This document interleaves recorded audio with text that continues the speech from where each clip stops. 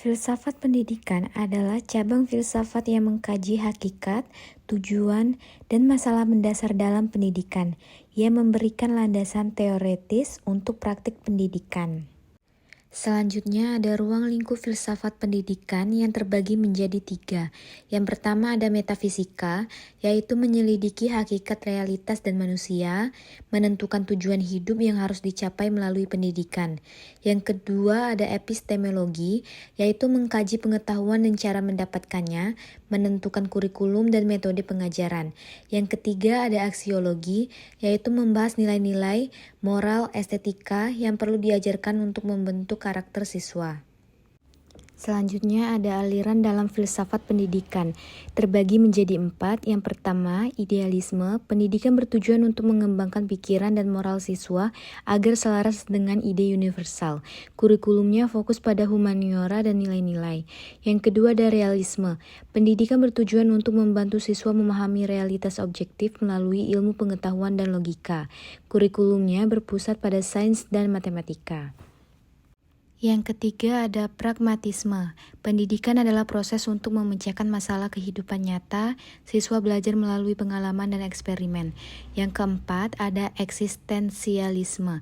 Pendidikan bertujuan untuk membantu siswa menemukan makna hidup dan mengembangkan identitas diri mereka sendiri. Kurikulumnya fleksibel dan mendorong kebebasan. Berikutnya ada hubungan filsafat pendidikan dengan praktik pendidikan.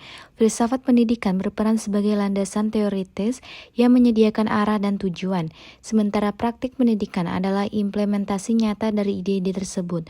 Filsafat pendidikan membantu menjawab pertanyaan mendasar tentang mengapa dan apa pendidikan, sedangkan praktik pendidikan fokus pada bagaimana melaksanakannya di lapangan. Materi yang selanjutnya yaitu pengertian manajemen pendidikan. Manajemen pendidikan adalah suatu proses perencanaan, pengorganisasian, pengarahan, pengawasan, dan evaluasi sumber daya, manusia, keuangan, dan fisik untuk mencapai tujuan pendidikan secara efektif dan efisien.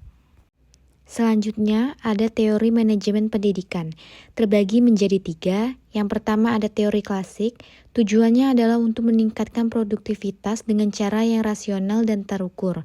Yang kedua ada teori neoklasik, teori ini muncul dan berfokus pada aspek psikologis dan sosial dari individu dalam organisasi. Teori ini menyadari bahwa faktor manusia mempengaruhi produktivitas secara signifikan. Yang terakhir ada teori modern, melihat organisasi sebagai sistem yang kompleks dan terbuka yang berinteraksi dengan lingkungannya. Teori ini lebih fleksibel dan adaptif, berbeda dengan pendekatan kaku dari teori klasik.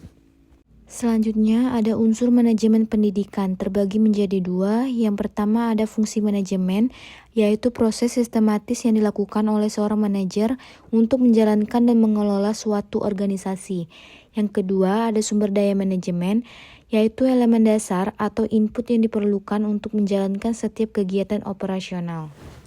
Dan yang terakhir ada 5 tujuan manajemen pendidikan. Yang pertama, peningkatan